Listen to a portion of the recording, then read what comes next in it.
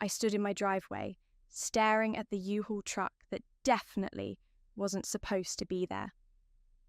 My sister Talia was directing two guys carrying a queen-size mattress toward what was supposed to be my rental unit. The same unit my tenant Everett had only vacated 3 days ago. "What's going on?" I asked, even though I already knew. I'm Stella, and at 32 I thought I'd finally established some boundaries with my family. Clearly, I was wrong. "Oh, hey sis!" Talia's face lit up with that magnetic smile that always got her whatever she wanted. "Remember how we talked about me staying here for a few weeks after Brad and I split? Well, I found this amazing deal on Facebook Marketplace, and I couldn't pass it up." I watched, speechless, as more furniture appeared from the truck. A sectional sofa, a coffee table, 2 dressers. This wasn't crashing for a few weeks' furniture. "We didn't discuss any furniture," I said, trying to keep my voice steady. "You said you needed a place to sleep while you figured things out." Talia waved her hand dismissively. "I can't sleep on the floor, Stella. Don't be ridiculous." She turned to the movers. "The bedroom's through there, guys." I'd spent 5 years saving for this duplex.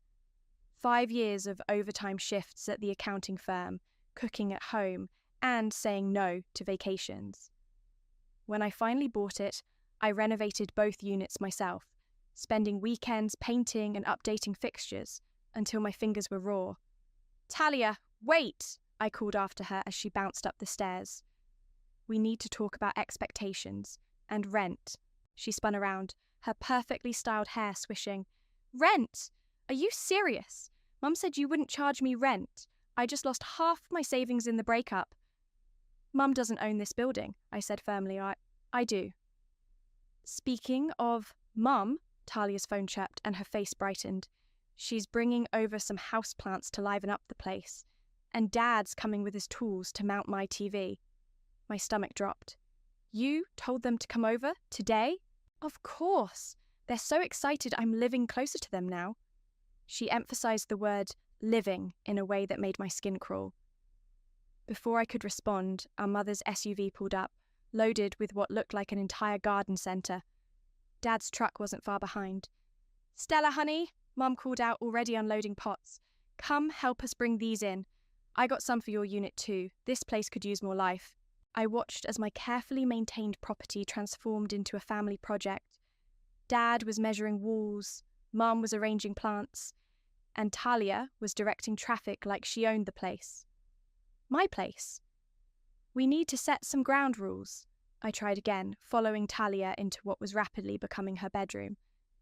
"This is temporary, right?" "Of course," she said, not meeting my eyes. "Just until I get back on my feet. You know how hard it is out there right now." "And how long will that be?" "Don't be such a buzzkill, Stella," she sighed. "We're sisters. This is what family does." "Stella," Mum's voice carried from the living room, "where do you keep your spare keys? Talia needs a set." I closed my eyes, counting to 10. "There aren't any spare keys, Mum. I'll have to get them made." "Well, do it today," she insisted. "Talia needs to be able to come and go." By sunset, my sister's unit looked like she'd lived there for years. Mum had arranged for a grocery delivery. Dad had mounted not just the TV, but also several floating shelves. And Talia had transformed the spare room into a home office. Apparently, she'd also brought her work from home setup. Standing in my own unit that evening, I could hear them all laughing upstairs, probably sharing takeout and congratulating themselves on such a smooth move. My phone buzzed with a text from Talia. "Thanks again, sis. You're literally saving my life. Promise I'll be the best tenant ever." I didn't respond. Instead, I pulled out the property folder from my desk, the one containing 5 years of careful planning, budgeting, and dreams of financial independence. Somewhere in there was the original offer letter from Logan, a developer who'd wanted to buy the place last year. I'd turned him down flat then. Now, watching another moving truck pull up outside, this one carrying what looked like Talia's patio furniture, I wondered if I should have kept his number. 3 weeks into Talia's temporary stay, I woke at 2 a.m. to bass-heavy music vibrating through my ceiling. Again. Voices and laughter filtered down, along with the distinct sound of high heels on hardwood floors. My carefully restored hardwood floors. I grabbed my phone and texted Talia, "People are trying to sleep. Please keep it down." 3 dots appeared, then, "It's Friday night. Stop being such a grandma." I pulled on my robe and headed upstairs. Before I could knock, the door swung open, and a guy I didn't know nearly crashed into me on his way to smoke outside. "Stella!" Talia appeared in the doorway, wine glass in hand. "Come join us. We're celebrating Melissa's promotion." Behind her, at least 15 people crowded my rental unit. Someone had pushed all the furniture against the walls to create a dance floor. Red wine glasses balanced precariously on my windowsills. "This isn't a party venue," I said. "You need to end this now." "God, you're such a buzzkill." Talia rolled her eyes. "I live here too, you know." "Actually, we haven't even discussed a lease yet. You're technically not a tenant." "Whatever," Mum said. "Mum doesn't own this building." The music suddenly cut out. Everyone was staring at us. "Fine," Talia snapped. "Party's over, everyone. My sister's having one of her control freak moments." As people filed out, I noticed water rings on the wood surfaces and what looked like a wine stain on the carpet. My phone buzzed. A text from Everett, my former tenant.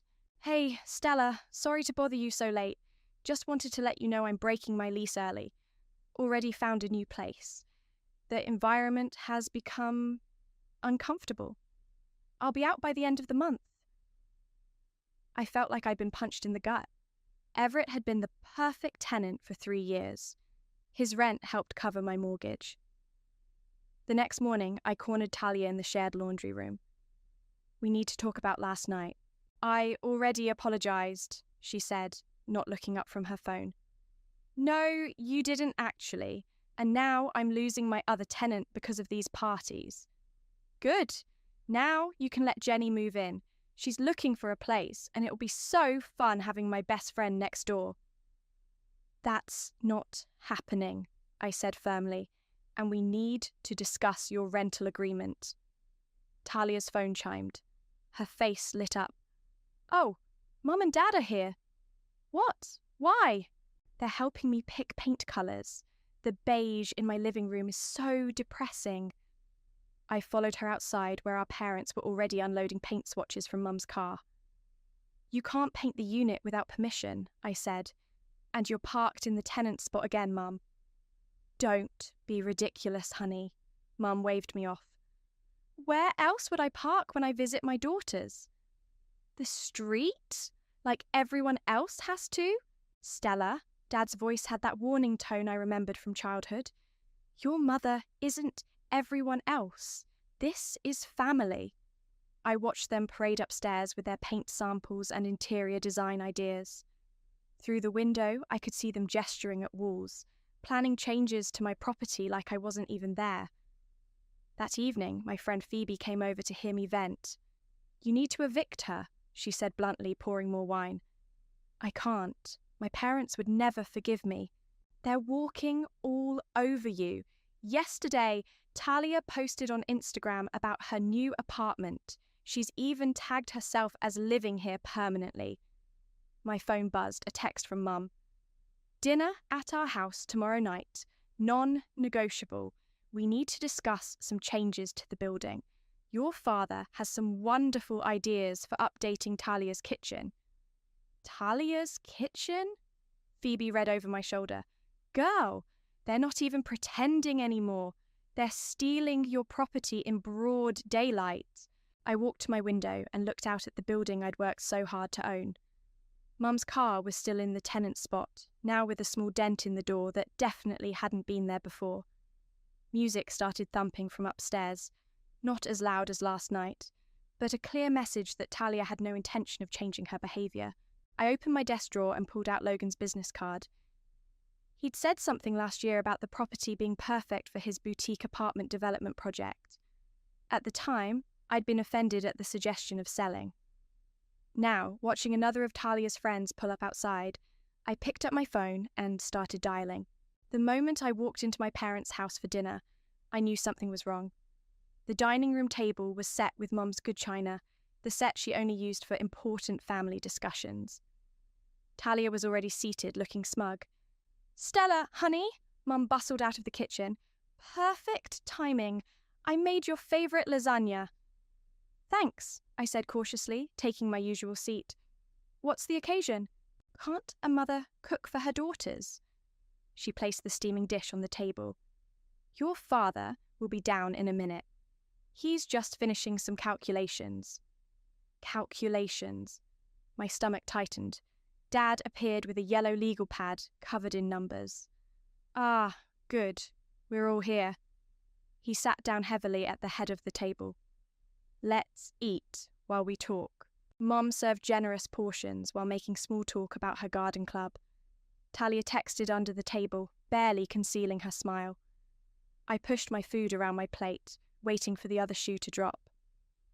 "So," Dad cleared his throat, "we've been thinking about the building situation." There it was.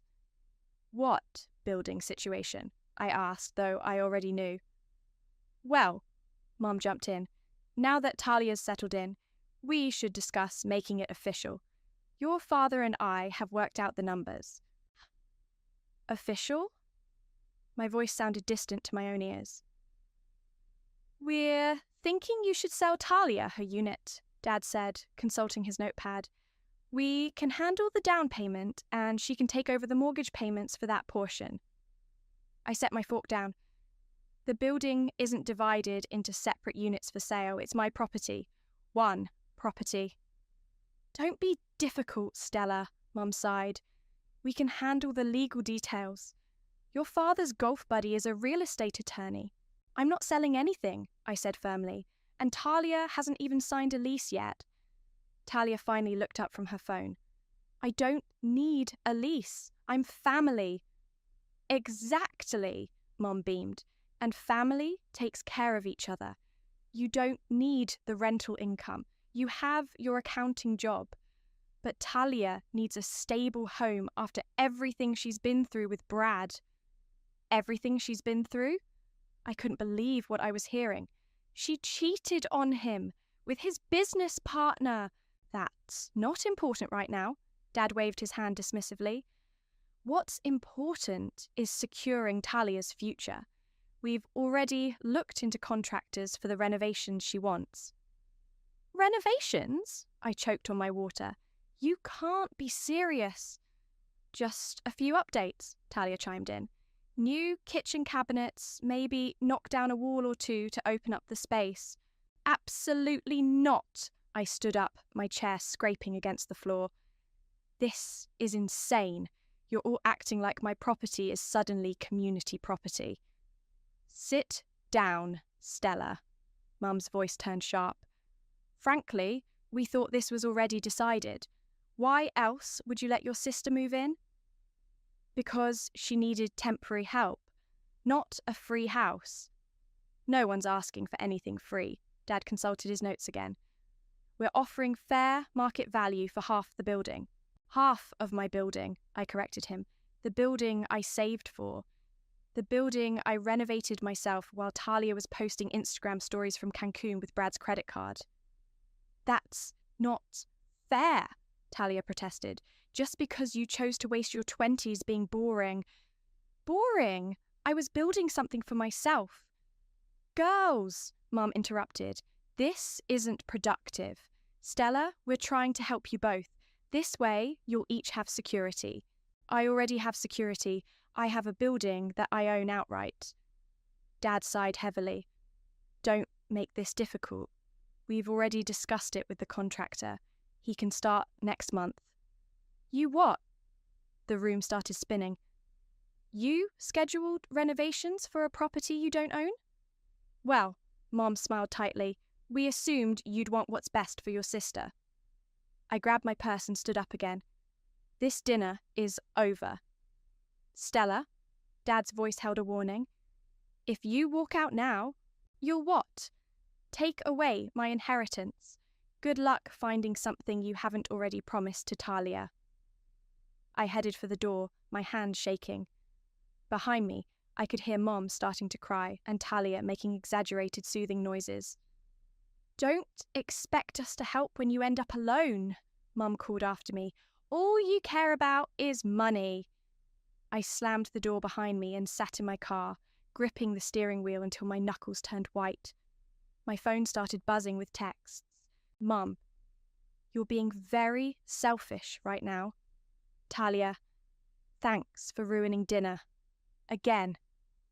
Dad, call your mother when you're ready to be reasonable. I turned my phone off and started driving.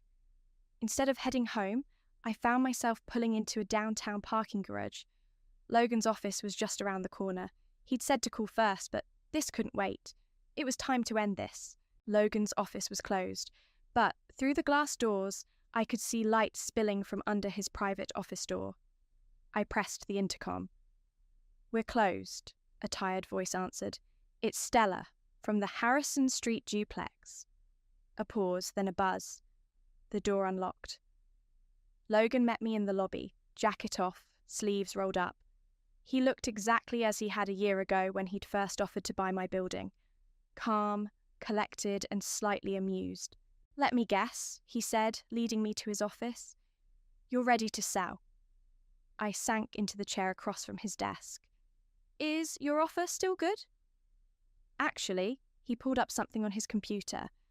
I'd be willing to offer more. That area's gotten hotter in the last year. We're developing the whole block now. My phone buzzed again. I pulled it out to silence it and saw 3 missed calls from Mom, plus a text from Talia. The contractor needs to measure my bathroom tomorrow. Let him in if I'm not home. I turned the phone off completely. Your original offer, I said to Logan. What exactly were you planning to do with the property? He turned his monitor so I could see the renderings.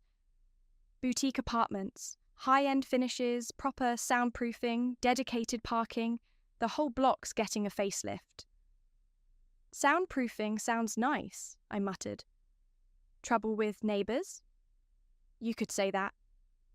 I told him about Talia, the parties, the family dinner. By the end, he was shaking his head. Family's complicated, he said diplomatically. But business doesn't have to be. I can have paperwork ready by tomorrow. Full, cash offer, quick close.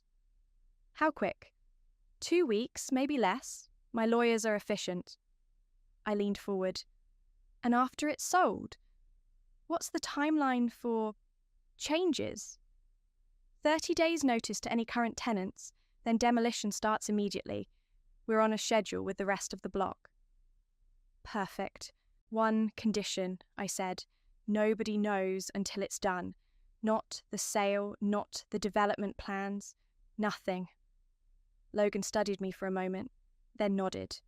We can keep it quiet. But you'll need to maintain normalcy.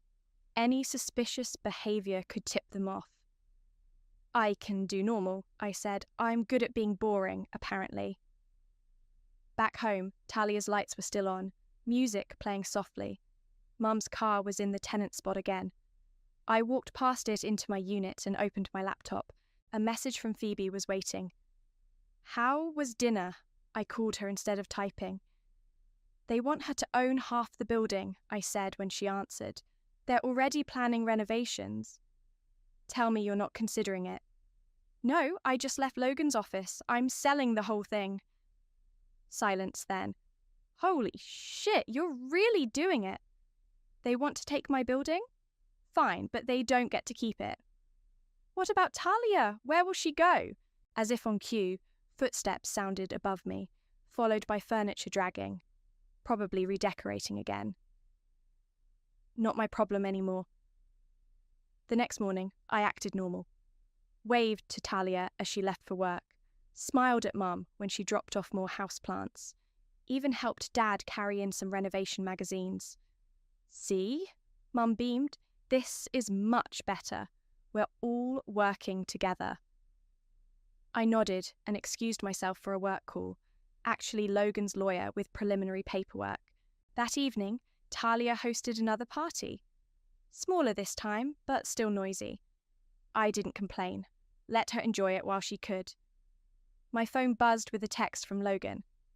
"Papers ready? Meeting tomorrow at 10?" I replied, "See you then." Another text arrived, this one from Talia. "The contractor's coming at 9 a.m. to check the plumbing. Let him in if I'm not up yet." I smiled at my phone.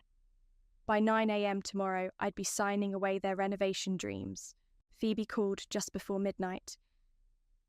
"Are you sure about this? It's pretty nuclear." I watched another of Talia's friends pull into my spot, music blaring.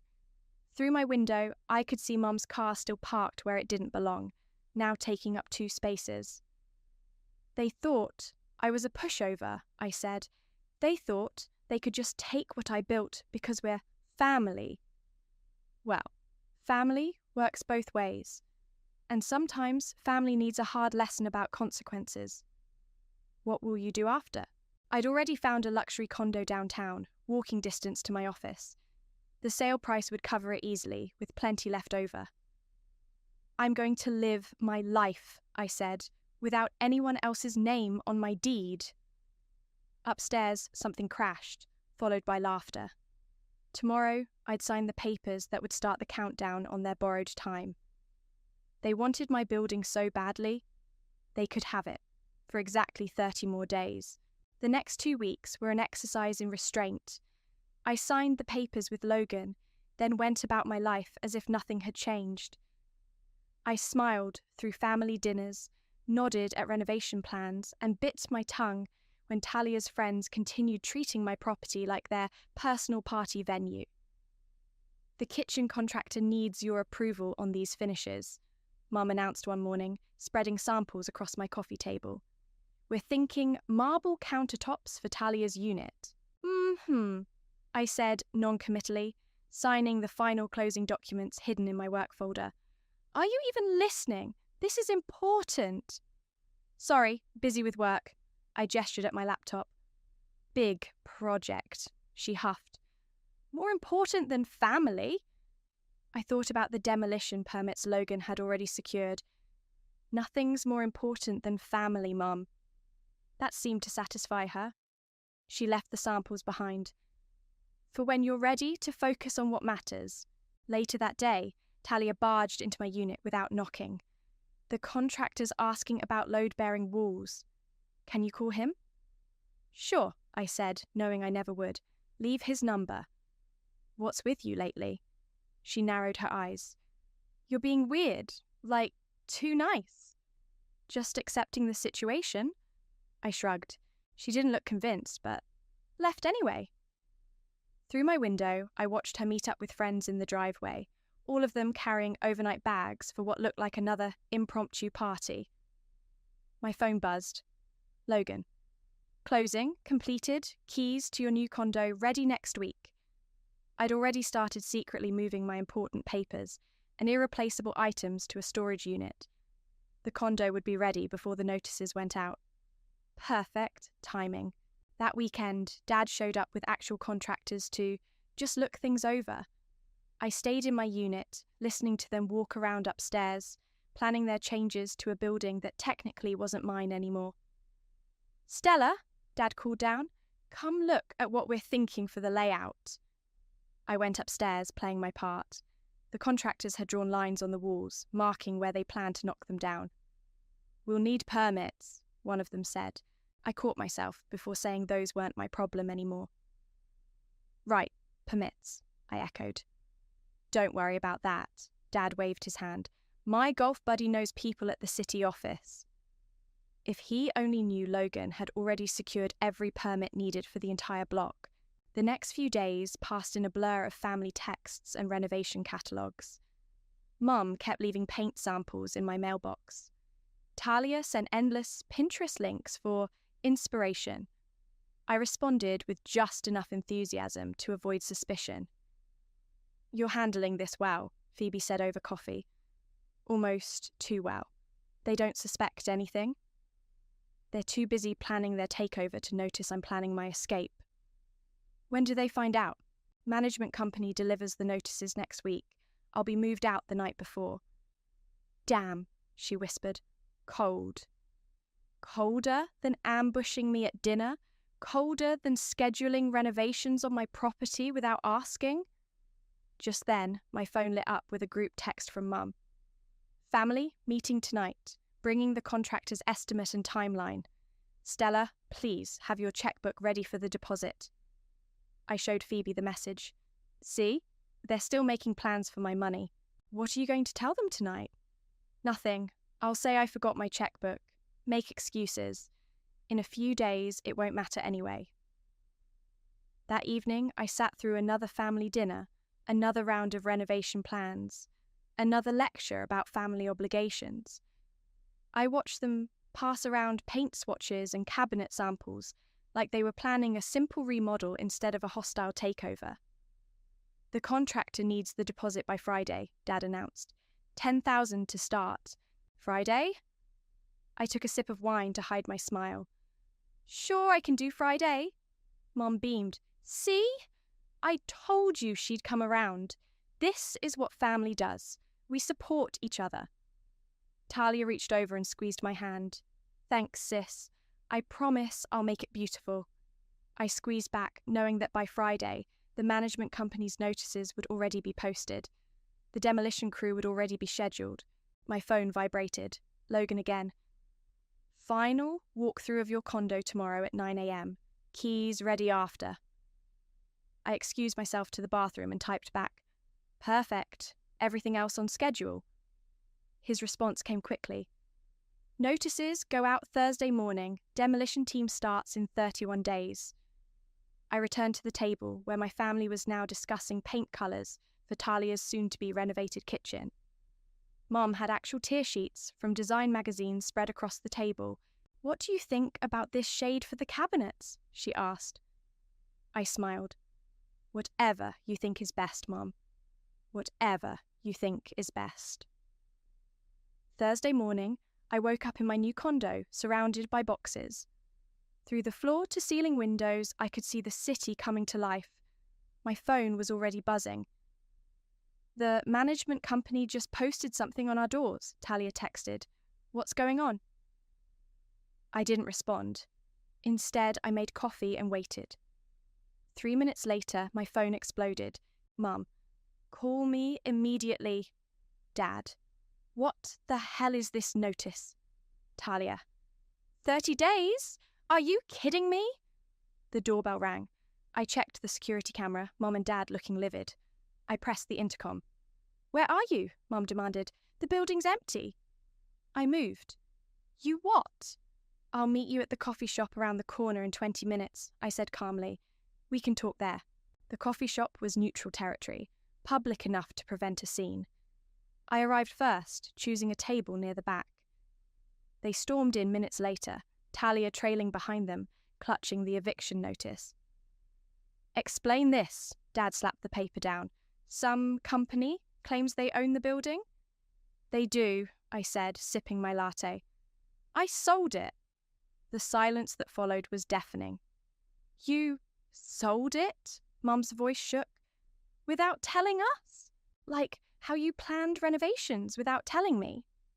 That was different, Talia burst out. We're family. Family doesn't try to steal property, I said evenly. Family doesn't schedule contractors without permission. Family doesn't assume they can just take what someone else built. We weren't stealing, Mum's voice rose. We were trying to help both our daughters. By taking from one to give to the other.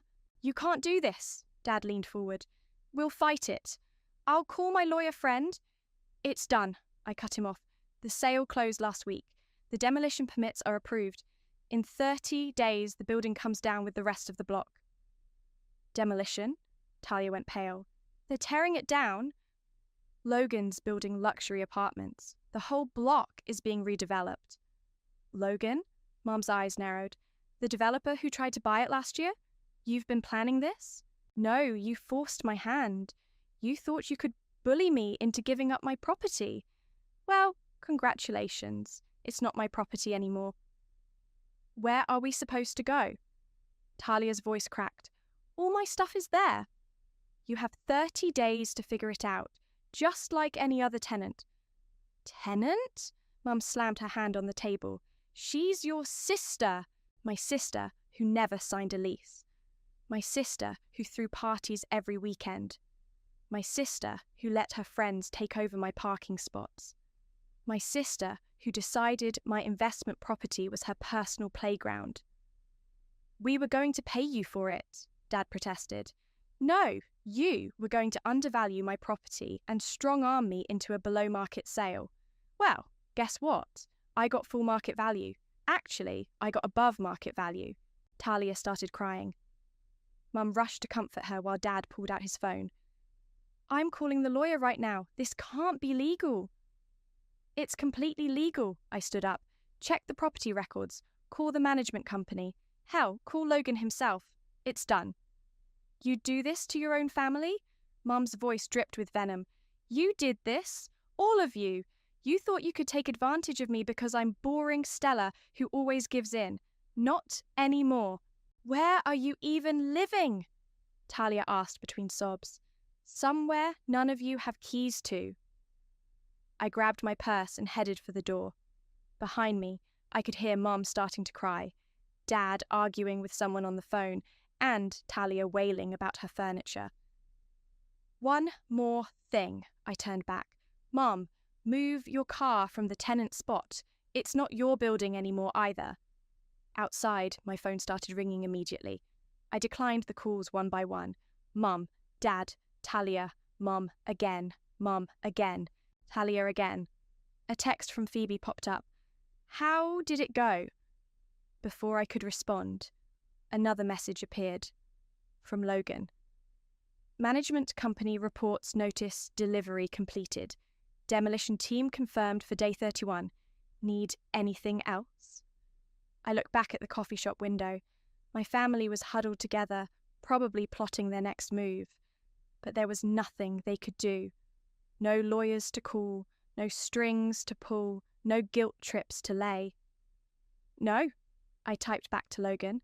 Everything's perfect. I walked to my car, ignoring the growing stream of texts and calls. In my rearview mirror, I could see them emerging from the coffee shop, looking shell-shocked and angry. They wanted my building so badly. Well, now they could watch it come down brick by brick. The next week was a war of attrition. My family cycled through every manipulation tactic they knew. First came the guilt trips. Mum left sobbing voicemails. How could you do this to your sister? To your family? Where did we go wrong, raising you? Then the threats. Dad's messages got increasingly aggressive.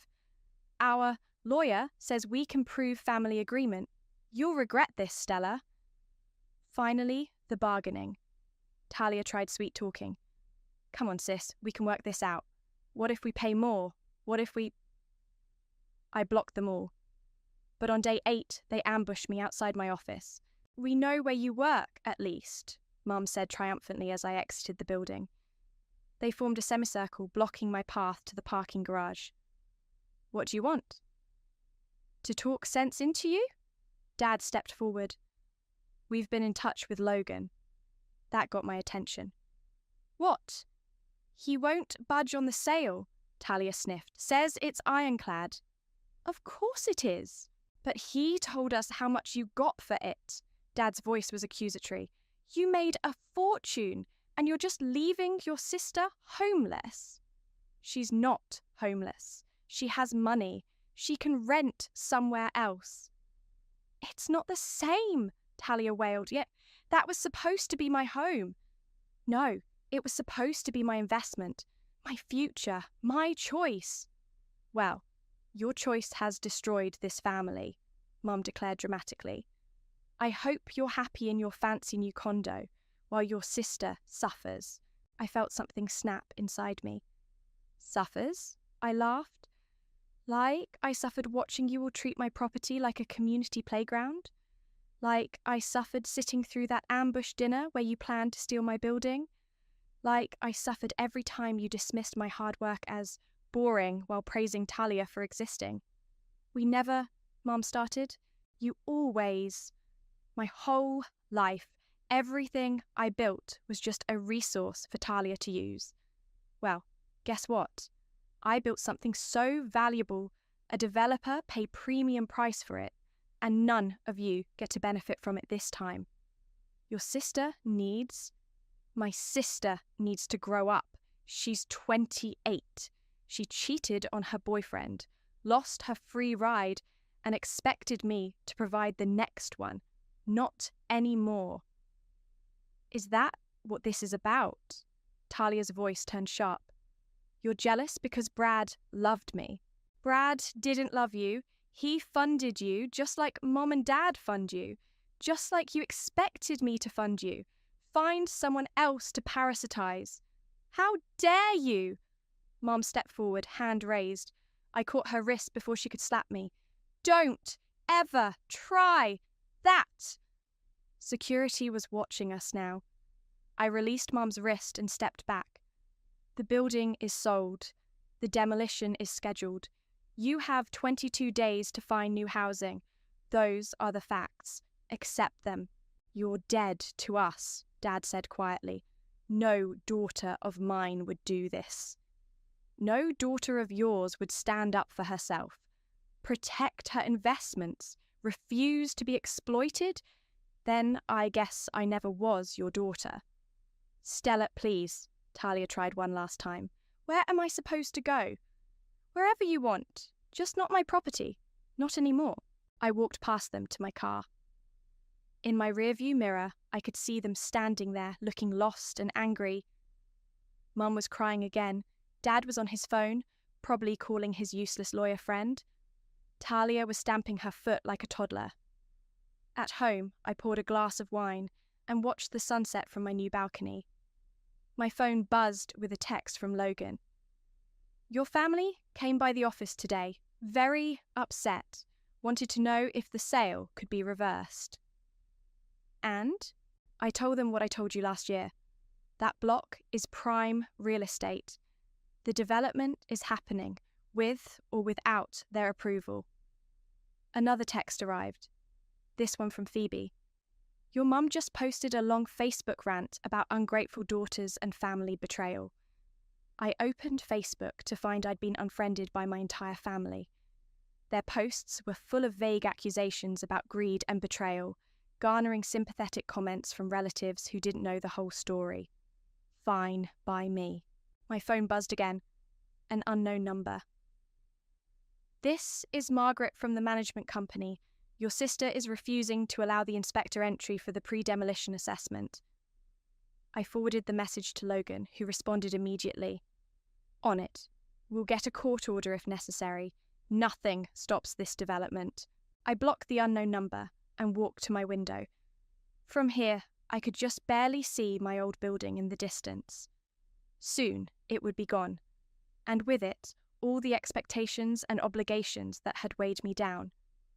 They thought they could break me. Instead, I broke free. The demolition crew arrived at dawn. I watched from across the street as they set up their equipment, marking off areas with yellow tape. A small crowd had gathered, mostly curious neighbours, but I spotted my family among them. Talia had moved out yesterday, leaving behind a mess of damaged walls and stained carpets. Mom and Dad had helped her, shooting dark looks at the security cameras Logan had installed after their attempts to delay the inspection. Ready for this? Phoebe appeared beside me with 2 coffee cups. More than ready. A sleek car pulled up and Logan stepped out carrying blueprints. He noticed me and walked over. Quite the audience, he said, nodding toward my family. Your sister tried to get an emergency injunction yesterday. Judge threw it out in 10 minutes. Of course she did. Final inspection's done. Place is clear. We start in 30 minutes. Mom broke away from the group and marched toward us. Stella, are you really going to stand there and watch this? Yes, actually, I am. All her furniture's gone, Phoebe muttered.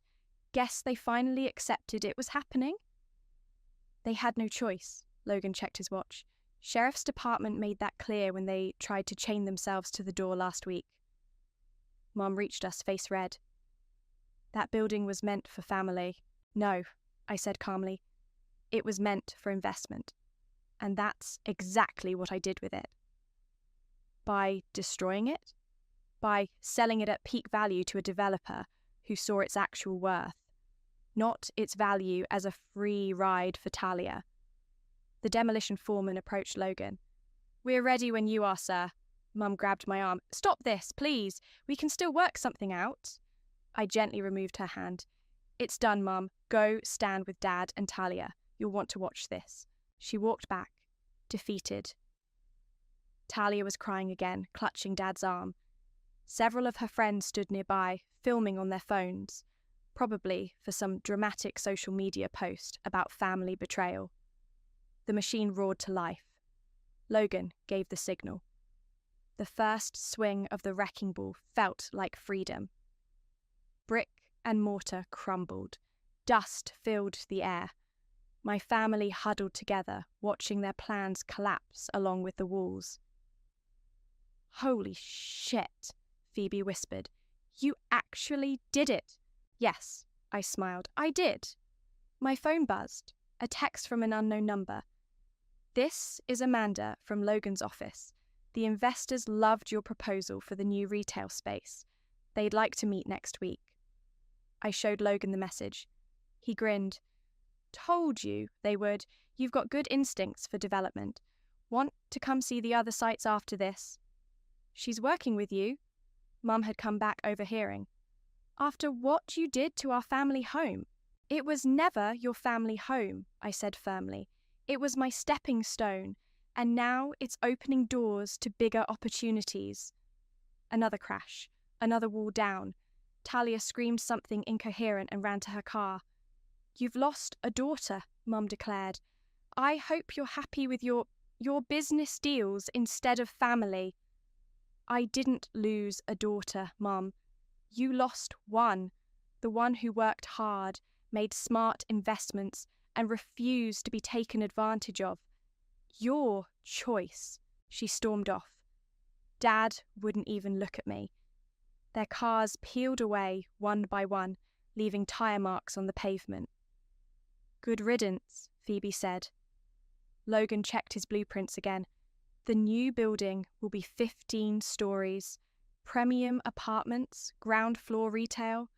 Want to see where your investment office could go? I watched the last wall fall, taking with it years of family expectations and obligations. "Show me." We walked through the dust toward his car, leaving behind the rubble of my old life. My phone kept buzzing with messages from flying monkeys. Distant relatives and family friends telling me how cruel I was, how family should come first, how I'd regret this. I blocked them all. "Ready to see your future?" Logan opened the car door. I looked back one last time at the pile of bricks that used to be my prison. The dust was settling, revealing clear sky above. "They thought they were building their future on my foundation," I said, sliding into the car. "But I wasn't the one who got evicted. I got free." Phoebe raised her coffee cup in salute. "To freedom. To consequences," I corrected her, watching the demolition crew begin clearing the site. "And to building something new." Logan spread the blueprints across the car's hood. "Speaking of building something new, let's go see where you're going to help us reshape this city." I smiled, leaving the dust and drama behind. They wanted my building so badly? They could have the rubble. I had bigger things to build,